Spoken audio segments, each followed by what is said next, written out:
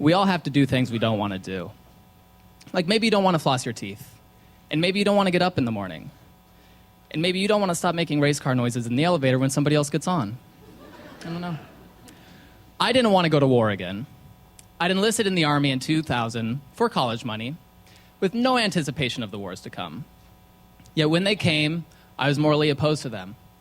So when I deployed to Afghanistan in 2005, I was eager to protest and rebel. But my options were fairly limited. One of the first ways I found to protest was to drink. And this is a war zone no-no for obvious reasons. A drunken soldier is far less likely to fend off an attack. But where there's a will, my friends, there's a way.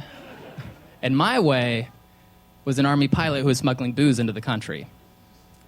This guy liked to throw parties, host live music, and even entertain the comedians who came to entertain the troops. Hanging out with him was everything I was not supposed to do at war. I loved it. But drinking and partying were hardly acts of protest, so I looked for something bigger. My next effort was to sneak off base. Now, if any of you are listening to season 2 of the podcast Serial, you know how tragic and stupid this can be. And if you've never heard of podcast or Serial, call your grandchildren tomorrow. Now, I had heard that there was good food to be had in a nearby village. So I snuck off base in search of a kebab. And I found that kebab. And while I have no idea what kind of meat was in that tasty treat, it was honestly the most delicious thing I'd had in months. But still, this was just a juvenile act in my one-man protest. I needed something bigger, a grand gesture to demonstrate my opposition to the war. But I didn't know what. As Providence would have it, inspiration struck me in the form of Dick Cheney staging a surprise visit to the base to speak to the troops. My unit was ordered to attend. And while I'm sure you good people would be thrilled to hear a brilliant statesman like Dick Cheney address the troops, I did not want to go. So as a sergeant, I was escorting my troops to the event when I was overheard trying to convince them to boo old Dick during his speech. I was immediately reprimanded and sent back to the office to man the phones. So sitting at my desk, because I had a desk job as an office manager in the war, I was wondering, 1, how much trouble am I in? And 2, what can I do to oppose this war? And then it hit me. I could organize a peace rally in the very facility where Dick Cheney was speaking. So the next day I go down and find the facility manager. What do you have in mind, he asks. Well, I was thinking we could have a peace rally. All the soldiers could check their weapons at the door, and we could just hang out and protest the war. He looked at me like I was the Taliban. No, we'll get back to you. But it was the base lawyers who got back to me the following day, ordering me to report to them. Why are you doing this, they asked. And I was honest, because this war is wrong, and all these soldiers deserve an opportunity to protest it. Turns out the Supreme Court does not agree, having found in the Vietnam era that peace rallies on bases are illegal. And no, those lawyers were giddy as they sent me on my way. So walking across the base back to my compound, I looked up at the new radio tower and saw a banner up there carrying a naval insignia and the words, "We're going home," painted on it. And good for them, I thought. But what a brilliant idea. I could hang a banner from that radio tower. So over the next few days, I gathered my supplies. Some bed sheets sewn together, some spray paint, 1 piece of cardboard. Then one day after work, I went out to a bomb shelter and spray painted big black bold letters all over those sheets. I packed it up, put it in a backpack next to my bedroom door, and ignored it.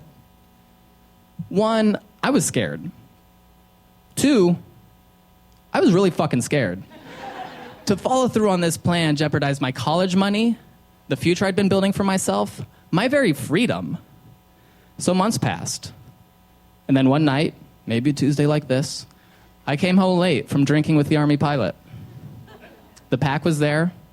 I was shit-faced. It was time. I darted through the shadows towards the radio tower, ducking from trucks and weirdos walking around in the middle of the night. My heart pounded as I climbed up that 120-foot radio tower, afraid I might fall. But at the top, it was dark and quiet. And the base looked like a city seen from an airplane at night.